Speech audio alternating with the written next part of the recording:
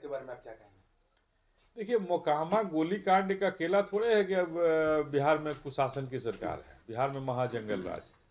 हमारे कैमूर में भी कितना हुआ है, कितने लोगों की हत्या हुई, उसमें कहाँ किसी की गिरफ्तारी होती है, कहाँ कोई पकड़े जा रहे हैं। तो ये भ्रष्टाचारियों की सरकार है, बलात्कारियों की सरकार है और गुंडे मवालियों की सरकार है, माफियाओं की सरकार है। आज शराब के बिकवाने में पूरी सरकार, सिस्टम उनके आगे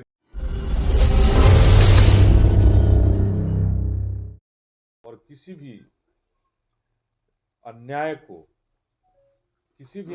को उसको न्याय दिलाने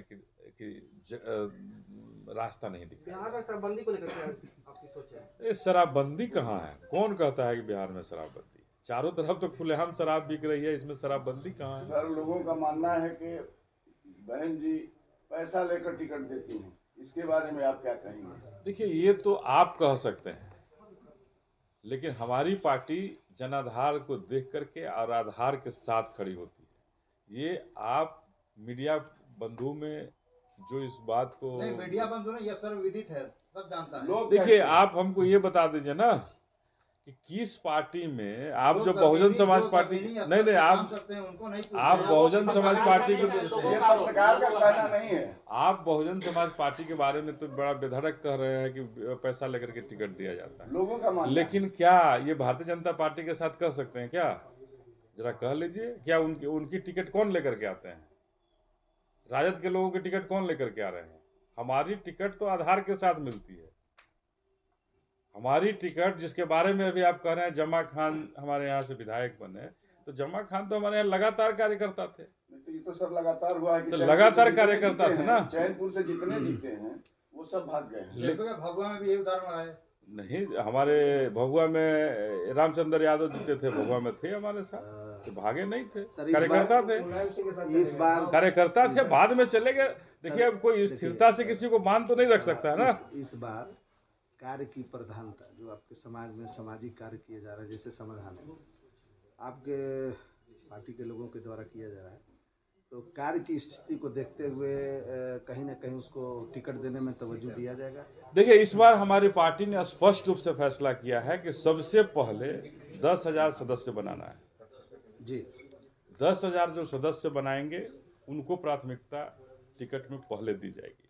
तो 10,000 सदस्य तो वही बना सकते हैं ना जो जनता से जुड़े होंगे।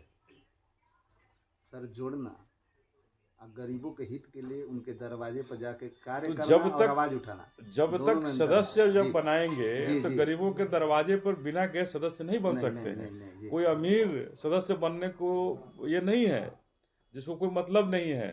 तो वो गरीब, और गरीब जो मिट्टी से जुड़ा है वही बहुजन समाज पार्टी का सिपाही हो सकता है, और वही बाबा साहब के सपनों के लिए, उनके संविधान की रक्षा के लिए आ गया। ये चीज को देखते हुए कैमूर में प्राथमिकता दी जाएगी। निश्चित रूप से कैमूर ही नहीं, पूरे बिहार में इस बात की प्राथमिकता है।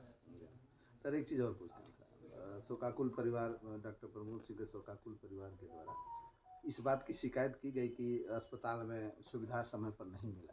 बिल्कुल, अभी मैं मिल करके आ रहा हूँ। उन्होंने कहा कि वहाँ जब गए तो ये नहीं, स्ट्रेचर नहीं मिला।